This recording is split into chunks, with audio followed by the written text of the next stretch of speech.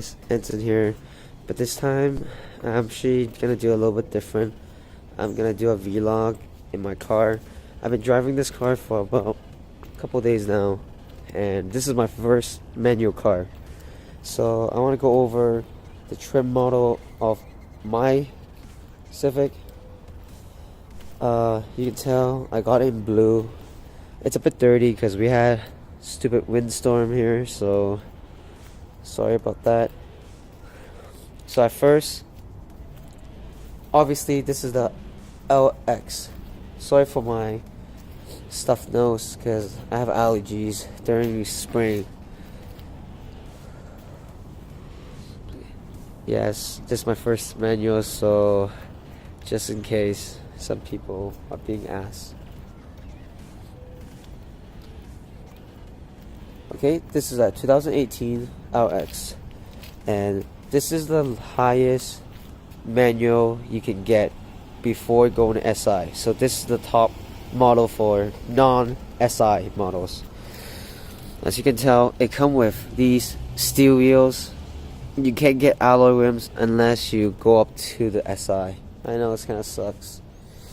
The good thing about it is the lower trim. Sorry about that. The lower trim all come with these LED headlights. I'll turn it on to see if you guys see it. See?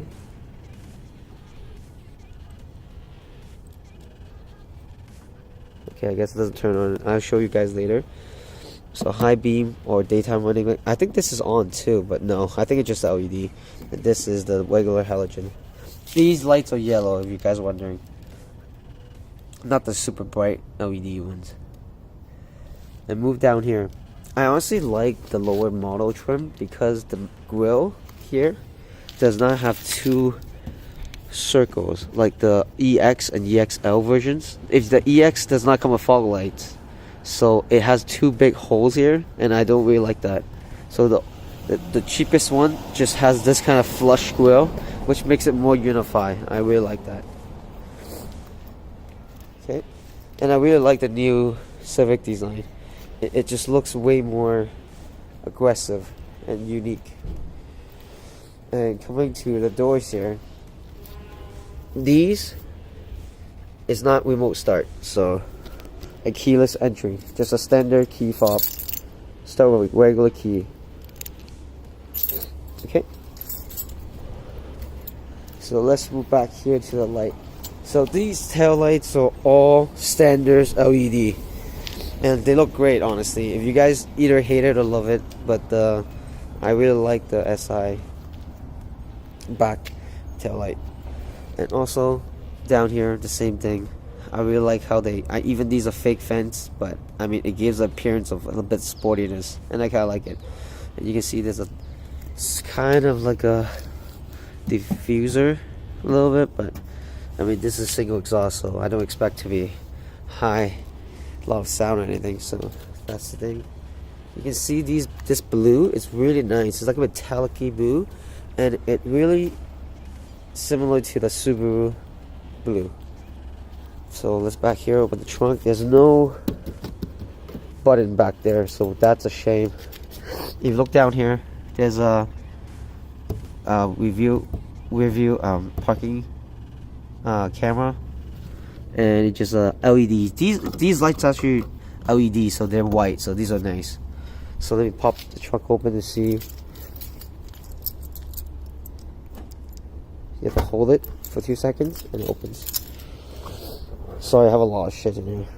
So as you can see, the trunk is pretty damn big. Consider, and these does come with spare tires. I can't show you, but yeah, these does come with spare tires. So okay, now we can finally move in to the interior, shall we? Okay, stepping in. You realize how big the Civic have gotten over the years. My last car was like a Kia, and my girlfriend drives a Lexus, this one, and the back space are pretty similar. That's a 2010 model of the Lexus, so but even then the space is really similar. So okay, let's move on to the side.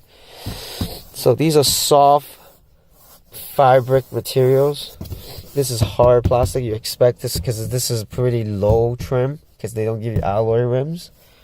So it surprised me, these two are actually automatic. So that's pretty crazy for two of those for a budget. And this model has 8 speakers, 4 up front and 4 more in the back. On the door, I don't know where it is, but I know one of them is the back seat. So let's take a look at the side. So it's just a traction control. There's none of these buttons. You can't expect that for a cheap car. The great thing about it, it does have auto headlight, which is a must for me at least. So let me just turn on the car. Since this is a manual, as you can tell, it's a 6-speed. I'll hold the clutch in and start the car. Okay. The first thing you realize is these are all digital gauges. So first thing you realize, these are all standard LCD, and you can use these control to move the information. That's gas, settings, changing from miles to kilometers, with kilometers here since I'm in Canada, and the navigation. So that's pretty much when you have Android Auto. This does support Android Auto and Apple CarPlay. So it does display some information about navigation, but it's not that detailed. All it says is the distance and some arrows, so it's not that precise, but it's at least it's great. It has it. Let me turn down a little bit. It's kind of hot in here. Finally in Canada. Okay. And the fuel to empty, it's all by like that digital LED. So you like it or hate it, but I think it's pretty cool. As you can see, these 2 lights on the top strips here does change according to your how good are you on fuel. So if it's green, it means you're saving a lot of gas or eco kind of state. But if it turned white, I'm not sure does it turn to red because I haven't revved that much because I still have 488 kilometers, so I don't want to drive it like a sports car yet. So you can tell, and it's also the buttons. They're really nice and clicky. Obviously this is plastic, so let me hear. You hear it? Nice and tactile, and they're really high quality. There's one thing I'm really impressed with this car. It's pretty high quality considering how cheap this car is. And this is not even the mid trim, this is more like a low to mid. And one thing to note is this steering wheel is the old style plastic, so not leather wrapped anything, it's just plastic. I'm pretty sure right here it should say SI for SI models, but anyways. And this shift knob, I have one thing, this is pretty big. Like for the size, I like it, but I mean, I'm gonna change this probably. And these 2 buttons are empty. I'm not sure what they are. I think sport mode for other models. And also there's a cubby here. There's a cubby here for their wires, so you can go through here, see bypass, so you can keep your wires organized. Brake hold, this is actually really great for manual. So when you're hill start, pretty much this is a hill assist. So when you're uphill, the car doesn't roll back. So I think it holds as long as you want till you actually, let go of your clutch and give it a gas to go. It won't hold for 2 seconds. It holds as long as your car is on hold. So that's great. And back here is parking sensor. So there's no more the old pull up the lever to Ebrake. It's a digital Ebrake, so I don't really like it, but I mean I got used to it. So it's the exact same. You hold the brake and you pull up to engage, and then you hold the brake and hold down and it disengage. you know it's engaged because the brakes actually lowered a little bit, and you can hear some mechanical going on to lock the, yeah. So all these seats, obviously it's fiber, but they're really high quality. They're not like cheap fiber at all. And there are 6 ways adjustable, up, down for the driver, and forward and back. And this is telescopic, so it does move in and out and up and down. So that's a great thing. Oh, these are all manual. You can't expect them to be auto. It's such cheap. And one thing I really like, before I go over what I really like about this system, the touchscreen and everything, the freaking volume place. I really hate it. I mean, yes, I'm a driver, so I can use this technically. But one thing I really, really hate, some people say mistaking this for the temperature. No, that's not what my issue is. But the problem is when my passenger try to change the volume, and when I'm shifting, their hand just coming like over my hand, and that's really annoying. And I really hate that. I wish they would just add a knob here or something, because I mean, this is so much space that's wasted. Yes. So let's go over the buttons. So this does have auto climate control, only single zone, so don't expect dual zone, but that's really cool, honestly. Heated seat, 3-way actually, so that's pretty impressive there. The standard, these buttons in front, defroster, and on and off fan speed, and so menu.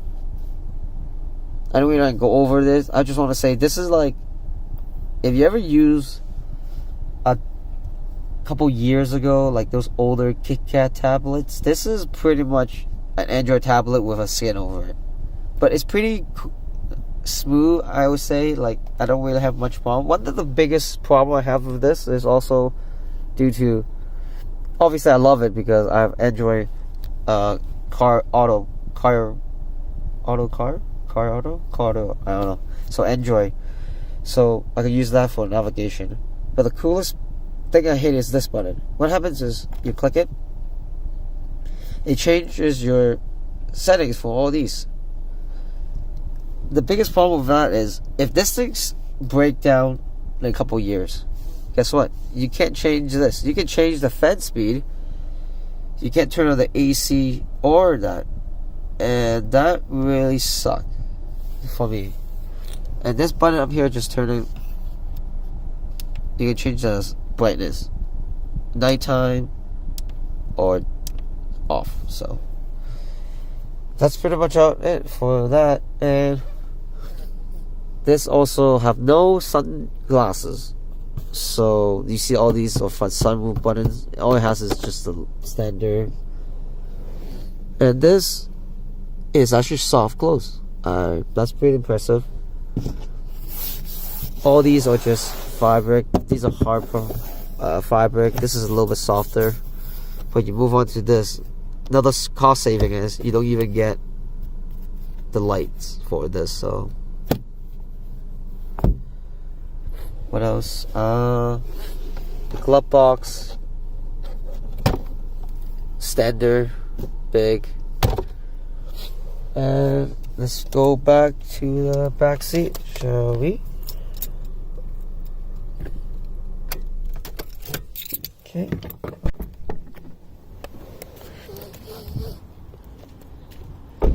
Oh, also for 2018, I'm not sure, just for 2018. These are just for 2018, but the fuel cap, it's capless, just like the Ford Mustang or Ford lineups. So you just pop it open. When you lock it, it doesn't let you open it. See that? When you unlock it, it does. Then you can put your sticker in. That's what she said. Then, yeah. Okay. Let's move up to the back. See? This is what I'm talking about. The space in here. Holy crap. It's huge back here. Close the door. So the back here, same kind of material. but these are not one touch. These are standard. You have to hold it. So there's not even a map pocket here. There's no vent in the back. Kind of expected. There's a little bit of hump, but it's not that bad. And yeah, and there is 2 cubbies here, which is great because my other car doesn't have it. So you can see how, look at my neck space and look how tall I am. It's crazy. The room is crazy here. So sitting behind me, I'm only 5'7", so I'm not the tallest, but I have friends here that's like 5'9", 6'1". They all fit here perfectly fine, and they told me this is a Civic. That's crazy. Like how big is back here? And I told them, yep, it is a Civic.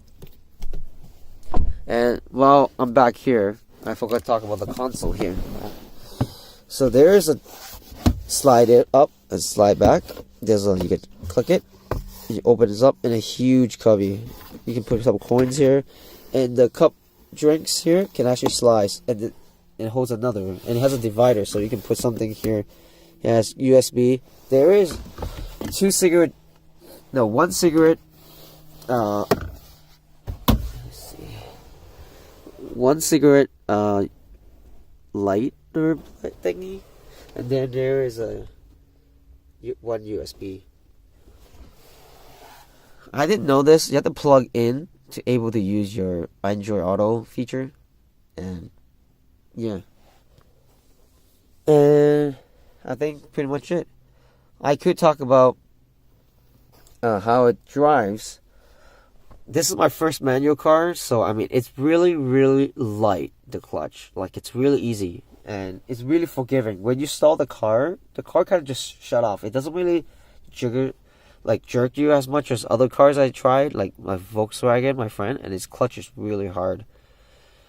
This shift knob, it takes a little bit of force to shift into gear. I'm not sure it's brand new, that's why the gears are pretty harsh still, but I'm getting used to it. It's not bad, honestly. And to end this video, I'm really happy with this car. It's big, a lot of trunk space, a lot of standard features. I like the LED accent light, a daytime running light, and LED light, and it gives it's a Civic appearance. And I love these design. These are all soft materials on the dash, even up here. And I'm not expecting much since it's a low trim, actually, really low. And for what they gave me and the price, I paid $19K down, like out the door, and that's pretty impressive. And I got it from Formula Honda in Toronto, Ontario, or Scarborough area. So that's about it, and I hope you guys like this first vlog of my car. And if anyone have any questions, please just leave a comment down below. You can ask me any questions and I will try to answer you. Alright, let's see you next time.